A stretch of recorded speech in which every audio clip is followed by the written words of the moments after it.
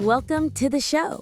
I'm Nicoletta, and this is the podcast where we dive deep into movies, whether they're timeless classics or modern gems. If it made you feel something, we're talking about it. Imagine for a moment, if you could just press a button and erase your most painful memories. Say, the really raw agony of a heartbreak. What would you actually gain by hitting delete on that? And, well, what might you lose without even realizing it? Yeah, that's the fascinating, almost unsettling question we're diving into today. We are plunging into the critically acclaimed 2004 film Eternal Sunshine of the Spotless Mind. And our mission really is to go beyond just the plot summary.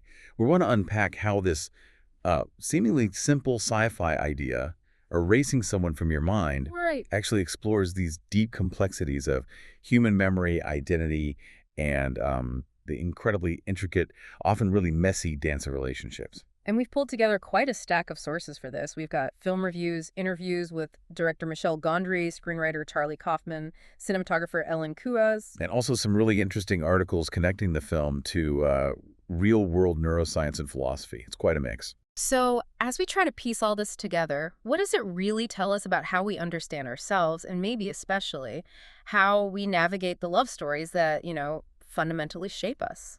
Let's dig in. Okay. So, at its heart, Eternal Sunshine introduces us to Joel Barish and Clementine Krasinski. Right, the central couple. Yeah, and their tumultuous 2-year relationship just implodes.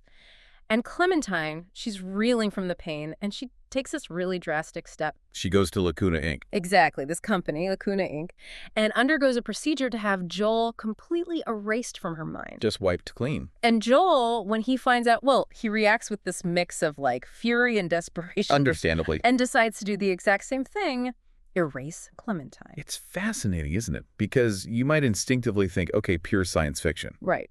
But what's really wild is how this film and others like Inception or Total Recall, they've actually inspired real neuroscience. No way, really. Yeah. MIT neuroscientists Steve Ramirez and Julio, they openly admitted their study, where they managed to locate, activate, and even deactivate specific memories in a mouse's brain using lasers. Wow.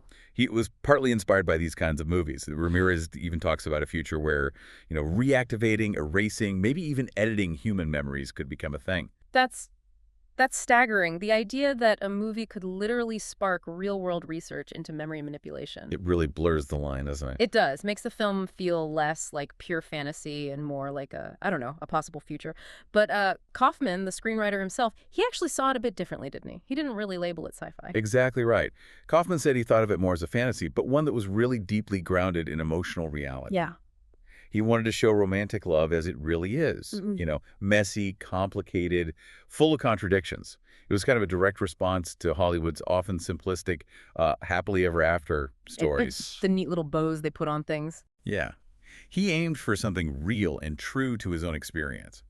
And that's why the dialogue feels so, naturalistic. It's often awkward, kind of mumbled, hesitant, like how people actually talk. And the film structure really mirrors that messiness, doesn't it? It's a workout for your brain. Definitely. Roger Ebert famously called it maze cinema. Good term for it. Yeah, a narrative that keeps looping back, redefining things as you watch. For Joel's memories, the story actually unfolds in reverse chronological order. Which is disorienting at first. Totally. And you have subplots weaving in and out, creating these loops, stories within stories.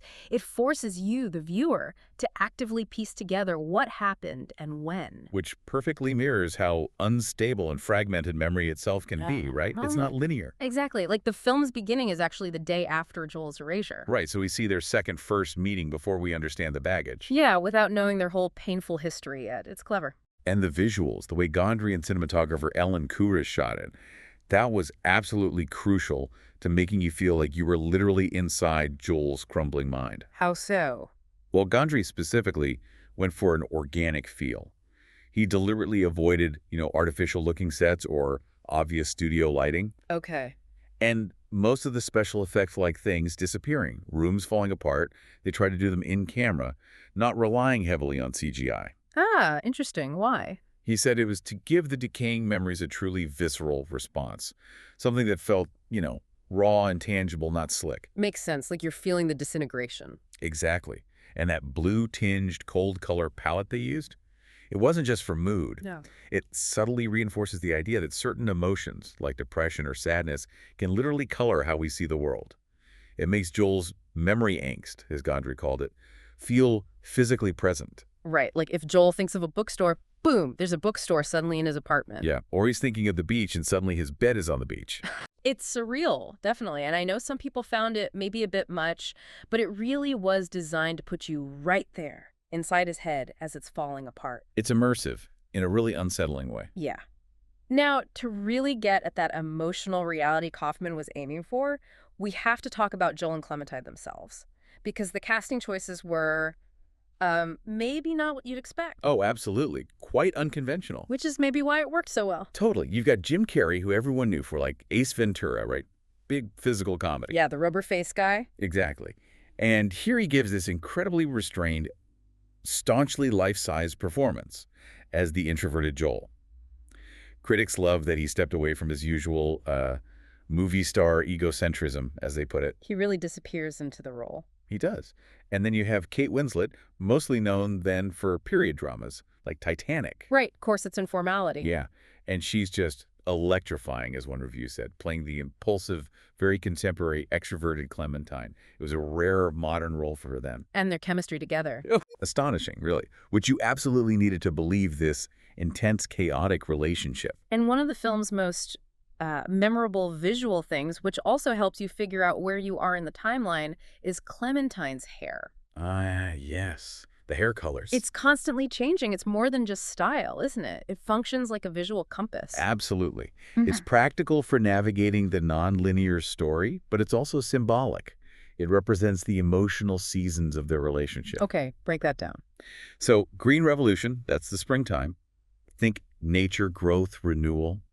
It was a fresh start for Joel, too, remember? He was in that failing relationship with Naomi just before Clementine. Right, right. Then Red Menace is the summer. Intense passion, pure happiness. Peak love. Exactly. Yeah. Then Orange Crush signals autumn. It's like a fading version of the red. Things are cooling down. Decline is setting in. The beginning of the end. Pretty much. And finally, Blue Ruin is the winter. Coldness, bitterness, the relationship's actual end. It's so bleak. It is. But there's a detail even there. Often in the blue phase, you see that lighter patch near her roots. Oh, yeah. Like a whiff of green, someone called it.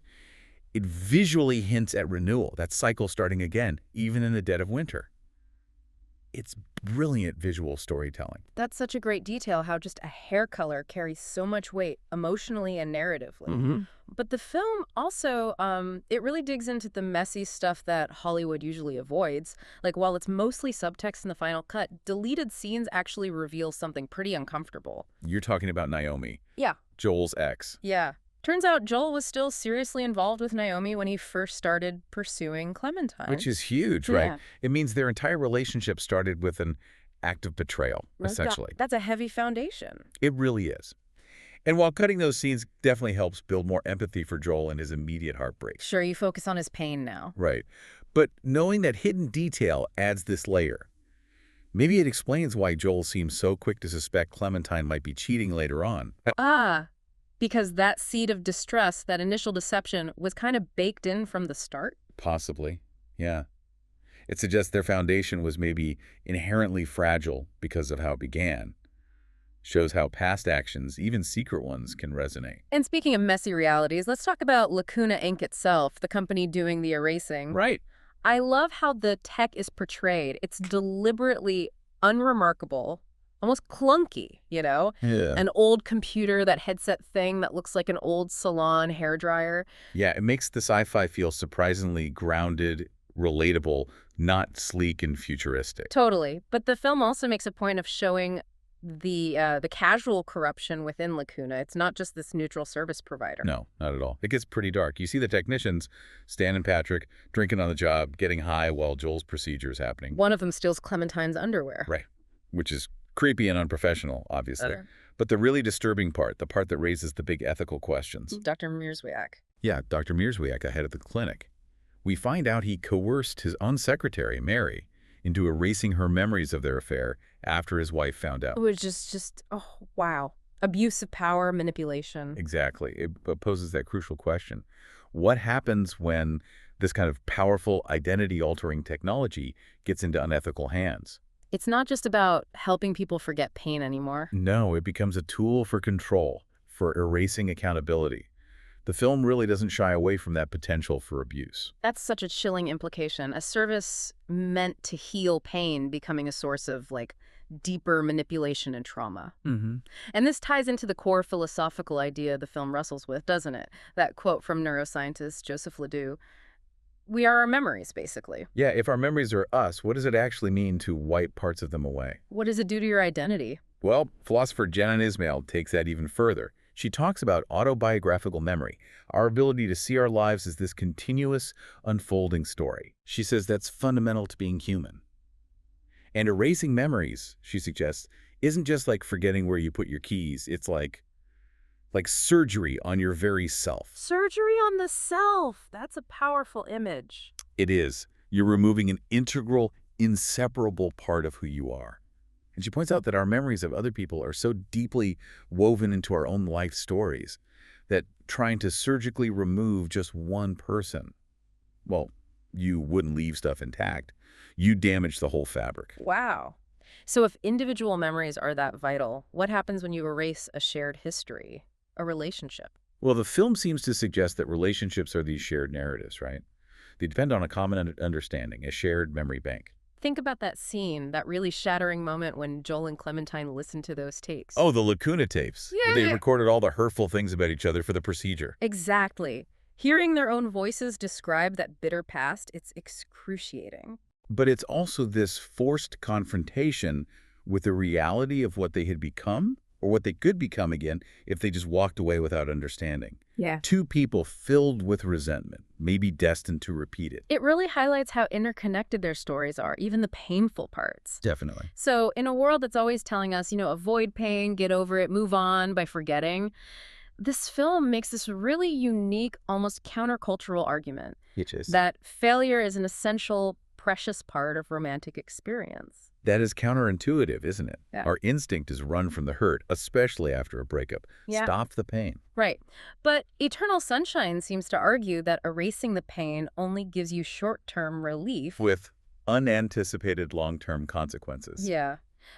The real insight, I think, is that negative experiences, negative emotions, they aren't just things to be avoided. They're crucial for shaping us, for moral growth, as one analysis put it. So healing isn't about cutting things out. It's about integrating them. Exactly. Yeah. It suggests that maybe bitter moments, if you reflect on them, if you accept them, can even turn bittersweet. There's value in the suffering. Someone wrote that the film teaches that being vulnerable to suffering is a gift.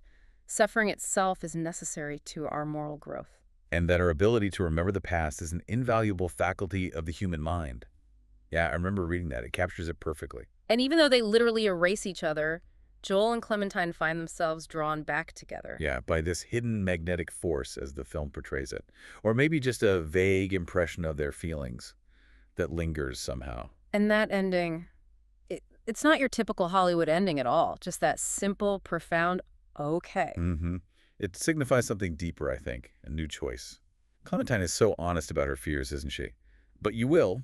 I'll get bored with you and feel trapped because that's what happens with me. Brutally honest. And Joel's response, just, okay.